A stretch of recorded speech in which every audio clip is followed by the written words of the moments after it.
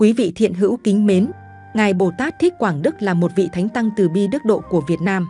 Chỉ vì một chính sách kỳ thị Phật giáo vô lý của chính quyền Ngô Đình Diệm từ năm 1955 đến năm 1963, nên Ngài Thích Quảng Đức đã quyết tâm đòi quyền bình đẳng tôn giáo. Ngài thắp lên ngọn đuốc thiêng để soi sáng cho nền Phật giáo Việt Nam được trường tồn bất diệt. Qua bài viết này, kênh YouTube Tôn giáo tín ngưỡng sẽ giúp quý vị thiện hữu tìm hiểu rõ hơn về tiểu sử bản thân, quá trình xuất gia tu hành, dâng trọn cuộc đời cho Phật Pháp của Ngài Bồ Tát Thích Quảng Đức thông qua nội dung chi tiết trong video sau đây. Tóm tắt tiểu sử và quá trình tu hành của Ngài Bồ Tát Thích Quảng Đức.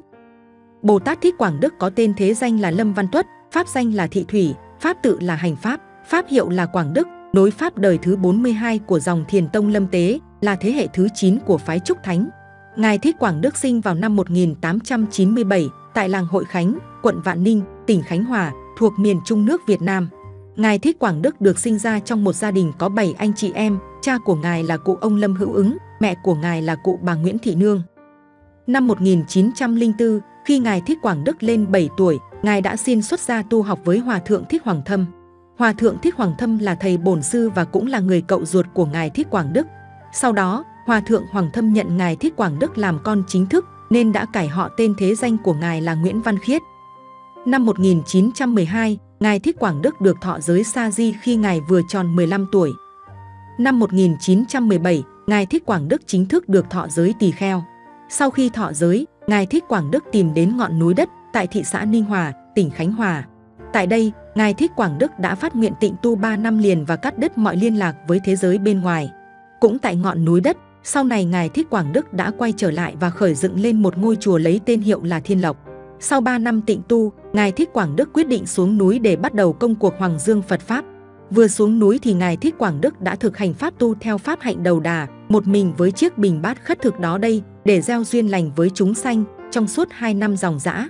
Sau khi gieo duyên lành mãn nguyện, Ngài Thích Quảng Đức quay trở lại nhập thất tại chùa Sắc Tứ Thiên Ân, tọa lạc tại xã Ninh Lộc, thị xã Ninh Hòa, gần thành phố Nha Trang, tỉnh Khánh Hòa. Năm 1932, khi này Hội An Nam Phật học chính thức thành lập, Đại lão Hòa Thượng Hải Đức đã tìm đến chùa Sắc Tứ Thiên Ân, nơi Ngài Thích Quảng Đức đang nhập thất. Đại lão Hòa Thượng Hải Đức tới thăm hỏi trao đổi về Phật Pháp và mời Ngài Thích Quảng Đức về làm chứng minh đạo sư cho chi hội Phật giáo thị xã Ninh Hòa trong suốt 3 năm.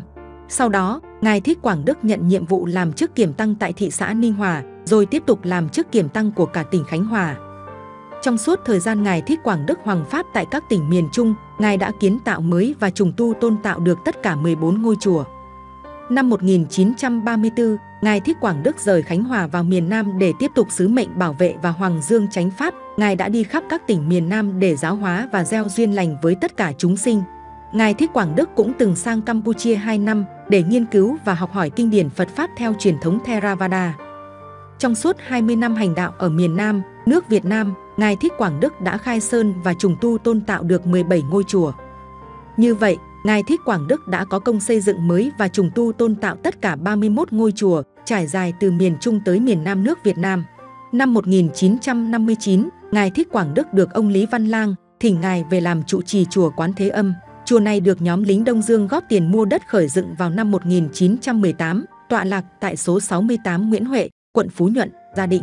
Hiện nay đổi thành số 90, đường Thích Quảng Đức, phường 5, quận Phú Nhuận, thành phố Hồ Chí Minh. Đây cũng chính là ngôi chùa cuối cùng trong cuộc đời tu hành của Ngài Bồ Tát Thích Quảng Đức về làm trụ trì. Ngài Thích Quảng Đức cũng đã từng giữ chức vụ phó trị sự và trưởng ban nghi lễ của Giáo hội Tăng già Nam Việt trong một thời gian dài. Trước đó, theo như nguyện vọng thỉnh cầu của ban trị sự, Ngài Thích Quảng Đức đã nhận thêm nhiệm vụ làm trụ trì chùa Phước Hòa. Đây chính là trụ sở đầu tiên của Hội Phật học Nam Việt. Sau khi trụ sở này di rời về chùa Xá Lợi, hiện nay tọa lạc tại số 89, đường Bà huyện Thanh Quan, phường Võ Thị 6, quận 3, thành phố Hồ Chí Minh. Ngài Thích Quảng Đức đã xin thôi giữ chức trụ trì để có nhiều thời gian dành cho việc an tâm tu hành. Nhất tâm dâng trọn cuộc đời vì Phật Pháp của Ngài Bồ Tát Thích Quảng Đức. Sự bất bình của đông đảo Phật tử bắt đầu vào đầu tháng 5 năm 1963, sau khi chính quyền Ngô Đình Diệm ban hành lệnh cấm treo cờ tôn giáo nơi công cộng và bắt Phật tử phải theo đạo Công giáo trước đại lễ Phật đản 2 ngày. Đến ngày mùng 7 tháng 5 năm 1963, tại Huế, trước sự phản đối của đông đảo tăng ni Phật tử, tỉnh trưởng Huế đã đồng ý cho phép chùa chiền treo cờ và đèn Phật giáo, nhưng lãnh đạo Tổng hội Phật giáo miền Trung Việt Nam nhận định chính quyền Ngô Đình Diệm vẫn không chịu từ bỏ chính sách kỳ thị Phật giáo, nên tăng ni Phật tử vẫn tiếp tục hành động đối phó chính quyền. Sau đó, sang ngày mùng 8 tháng 5, đông đảo tăng ni Phật tử đã tụ tập và giễu cờ Phật giáo nhân dịp Đại lễ Phật đản năm 1963 tại Đài Phát thanh Huế, và kéo theo đó là một vụ xung đột. Phản ứng lại vụ xung đột, Tổng thống Ngô Đình Diệm đã chối bỏ trách nhiệm của chính quyền về thương vong và quy chụp trách nhiệm cho Việt Cộng gây ra, khiến cho sự phản kháng càng thêm dữ dội. Các lãnh đạo Phật giáo đưa ra bản yêu sách gồm các điểm như sau. Thứ nhất, chính phủ bỏ lệnh cấm treo cờ Phật giáo. Thứ hai, Phật giáo được tự do hành đạo như Công giáo. Thứ ba, xem xét lại dụ số 10 để không coi tôn giáo như một hiệp hội. Thứ tư, chấm dứt khủng bố đàn áp Phật giáo. Thứ năm, bồi thường cho các nạn nhân vụ Đài Phát thanh Huế và trừng trị kẻ chủ mưu. Đến ngày 11 tháng 6 năm 1963, tức ngày 20 tháng 4 Nhuận, năm Quý Mão, âm lịch, Bồ Tát Thích Quảng Đức xuất hiện trong một đám diễu hành, bắt đầu xuất phát từ một ngôi chùa có khoảng 350 vị hòa thượng, thượng tọa, đại đức, tăng ni. Dẫn đầu là một chiếc ô tô Austin Westminster, tiếp theo sau là chư vị tăng ni chia thành hai bên tả hữu, dương cao khẩu hiệu được viết bằng cả hai ngôn ngữ, tiếng Việt và tiếng Anh. Họ lên án phản đối chính quyền Ngô Đình Diệm vì một chính sách kỳ thị Phật giáo và đòi quyền bình đẳng tôn giáo. Ngài Thích Quảng Đức đã phát nguyện thắp lên ngọn đuốc thần soi sáng chánh pháp cho nền Phật giáo của Việt Nam. Còn cái thân ngũ uẩn chỉ là giả tạm, được kết thành bởi tứ đại giai không, trước sau rồi cũng sẽ bị tan hoại.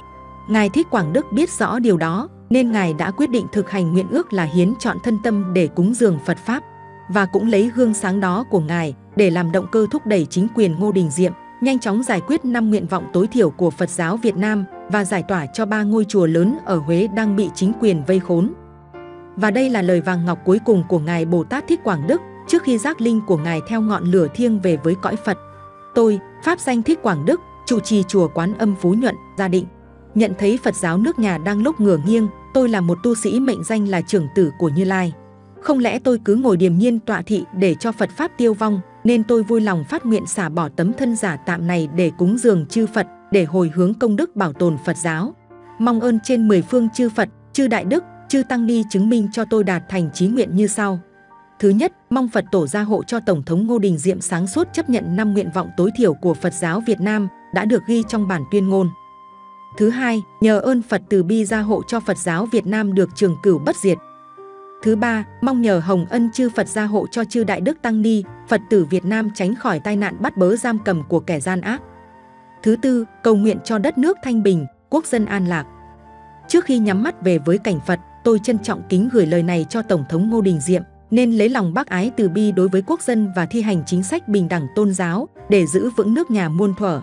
Tôi tha thiết kêu gọi chư Đại Đức Tăng Ni, Phật tử nên đoàn kết nhất trí hy sanh để bảo tồn Phật giáo. Lời thệ nguyện vừa dứt, Ngài Thích Quảng Đức ngồi kiết già ở giữa ngã tư đường Phan Đình Phùng và đường Lê Văn Duyệt, hiện nay là đường Nguyễn Đình Chiểu và đường Cách mạng tháng 8. Ngài Bồ Tát Thích Quảng Đức chắp tay tĩnh tọa, rồi an nhiên tự tại về với cảnh Phật. Dù Ngài Bồ Tát Thích Quảng Đức đã về cõi Niết Bàn, nhưng hình ảnh sáng ngời của Ngài vẫn khắc ghi sâu đậm trong trái tim của hàng vạn tăng ni, Phật tử và hàng triệu con người Việt Nam. Sự hy sanh vô cùng cao quý của Ngài đã làm thức tỉnh nền Phật giáo quốc tế và là một tấm gương sáng cho đông đảo tín đồ Phật tử trên khắp thế giới noi theo. Nội dung video trên kênh Tôn giáo Tín ngưỡng đến đây xin phép được khép lại. Nếu thấy video hay, xin các bạn hãy nhấn like, bình luận và chia sẻ để lan tỏa nội dung video này tới cộng đồng. Quý vị và các bạn nhấn đăng ký kênh và nhấp vào biểu tượng chuông dưới góc phải màn hình để nhận được thông báo những video tải lên mới nhất. Cảm ơn quý vị và các bạn.